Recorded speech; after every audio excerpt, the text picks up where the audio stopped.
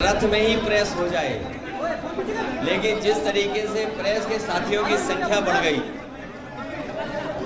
तो वहां व्यवस्था संभव नहीं थी। इसलिए आपसे यही बार बातचीत करनी पड़ रही है।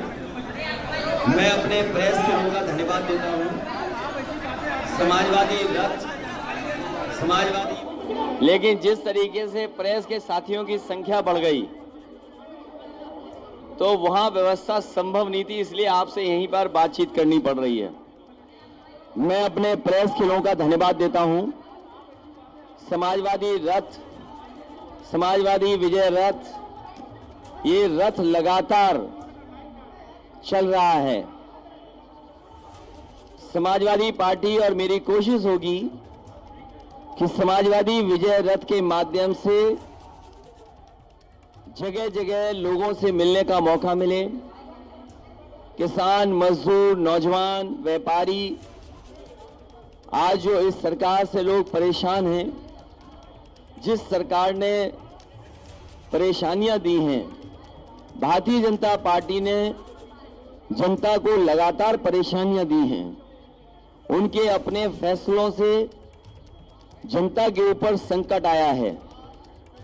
भारतीय जनता पार्टी ने दिक्कत, किल्लत और जिल्लत के अलावा कुछ नहीं दिया है। और इनके पुराने हिसाब किताब अगर लगाएं तो उत्तर प्रदेश को पीछे छोड़ दिया है। ईज ऑफ डूइंग बिजनेस का नारा देने वाले लोग, जो ठोको राज है, बुलडोजर राज है, इस ठोको राज में, बुलडोजर राज में ईज ऑफ डूइंग क्राइम सबसे आगे है। लोगों को इतनी जिल्लत का सामना कभी करना नहीं पड़ा होगा जितना इस सरकार में करना पड़ रहा है। आम जनता को इस सरकार ने अपमानित किया है। जो सही मायने में मुद्दे हैं, याद कीजिए वो समय जब किसान अपने आंदोलन के लिए निकला, 3 कानून ला दिए गए, सरकार को वोट का डर सताया, तीनों कानून वापस हो गए। जिस समय समाजवादी विजय रथ पूर्वांचल एक्सप्रेस पर दौड़ा और जनता का समर्थन मिला, गाजीपुर से लेकर के लखनऊ तक जो समर्थन किसानों का, व्यापारियों का, नौजवानों का मिला, और गाजीपुर से लेकर के गाजीपुर बॉर्डर तक और दिल्ली तक आवाज पहुंच गई, उसी दिन तीनों कानून वापस हो गए। किसानों की हत्या हुई, किसानों का अपमान हुआ, किसानों को टेररिस्ट जैसे शब्दों से अपमानित किया सरकार ने, मवाली कहा, आंदोलन को कुचलने के लिए कीलें लगाई गई, बोल्डर लगाए गए, आरसीसी लगाई गई, पुलिस लगाई गई, सेंट्रल फोर्स लगाया गया, न जाने क्या क्या लगाया गया, लेकिन आंदोलनकारी पीछे नहीं हटे।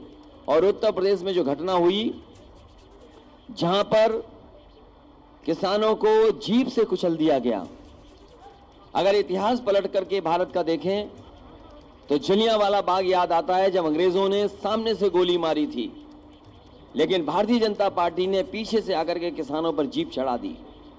आज जांच रिपोर्ट सामने है, दोषी लोगों पर अभी तक कोई कार्रवाई नहीं हुई है, मंत्री, गृह राज्य मंत्री बर्खास्त नहीं हुए हैं, जिन पर आरोप हैं उनके घरों पर बुलडोजर नहीं चले हैं। ये सरकार कैसी है? भेदभाव से काम कर रही है, जात के आधार पर भेदभाव है।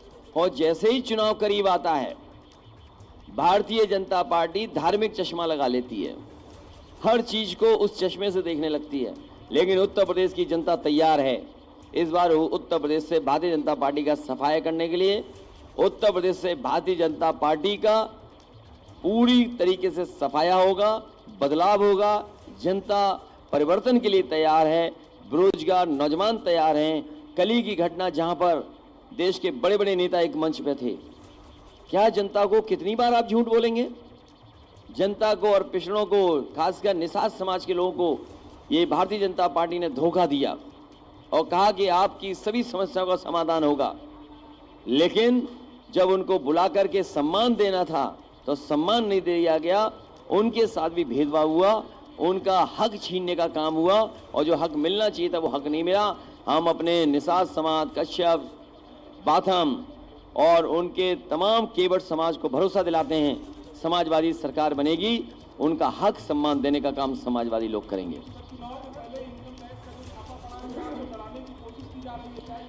मैंने आपसे पहले भी कहा और अगर हर बार मैंने ये कहा कि उत्तर प्रदेश में जैसे जैसे भारतीय जनता पार्टी की हार और भारतीय जनता पार्टी को हार सताएगी, दिल्ली से बड़े बड़े नेता आएंगे। कोई नेता भारतीय जनता पार्टी का बड़ा बचेगा नहीं जो उत्तर प्रदेश में ना आए। और अभी तक इन्हीं का इंतजार था कि इनकम टैक्स कब आएगा डिपार्टमेंट।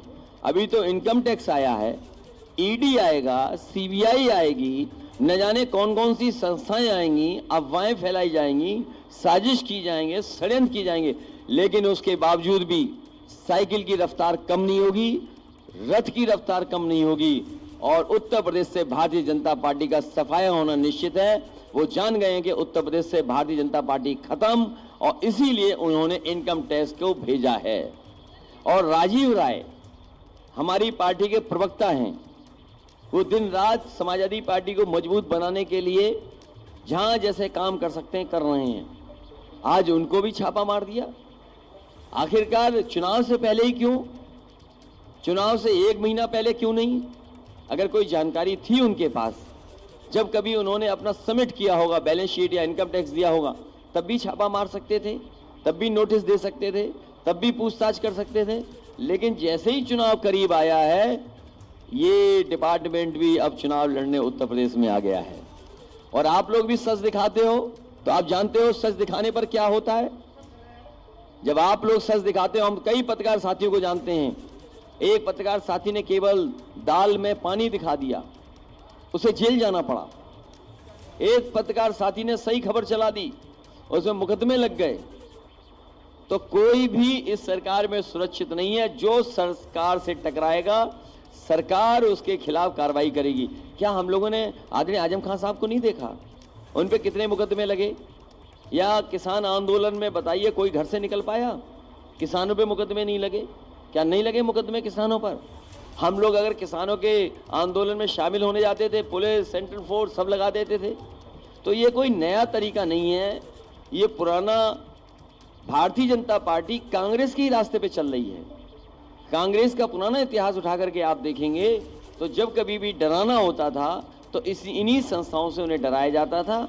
आज उसी रास्ते पर भारतीय जनता पार्टी चल रही है। भारतीय जनता पार्टी के पास भी कोई नया रास्ता नहीं है।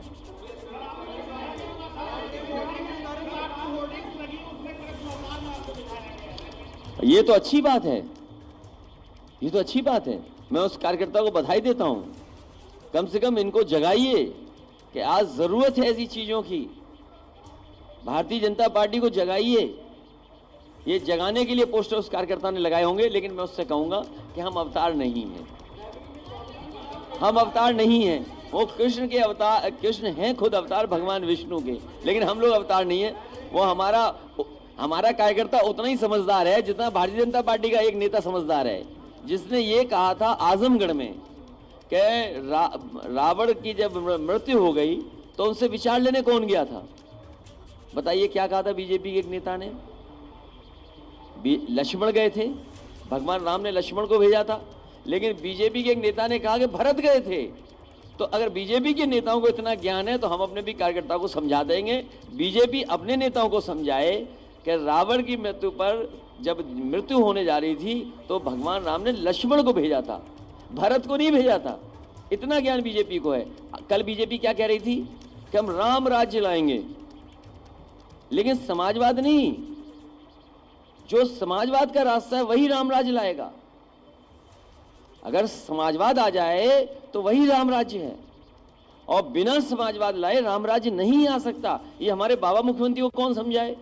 अभी एक बेटी हमें लैपटॉप दिखा रही थी। बाबा मुख्यमंत्री के सामने अगर लैपटॉप दे दोगे तो वो घबरा जाएंगे कि क्या आ गया। सोचो, जो मुख्यमंत्री लैपटॉप देख करके घबराता हो, वो लैपटॉप क्या बांटेगा?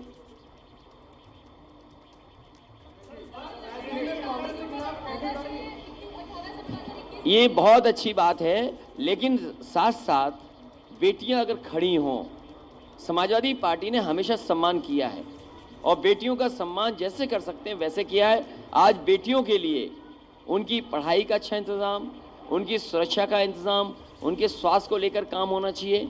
और 21 साल की उम्र हो गई है तो कम से कम बेटी अपने पैरों पे खड़ी हो जाए, वो नौकरी और रोजगार भी सरकार को देना चाहिए। क्योंकि अगर समाज में वो अपने आप खड़ी होना चाहती है और उसको अगर एम्पावर करना चाहते हैं आप, उसको वो अपने हक के लिए खुद खड़ी हो, तो कम से कम उसको फाइनेंशियल भी ऐसा बनाया जाए जिससे वो खुद अपने फैसले ले सके।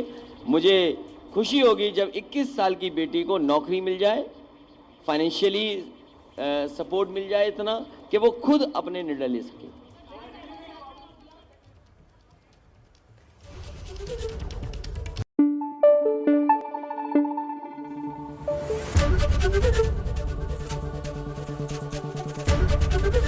एबीपी न्यूज आपको रखे आगे।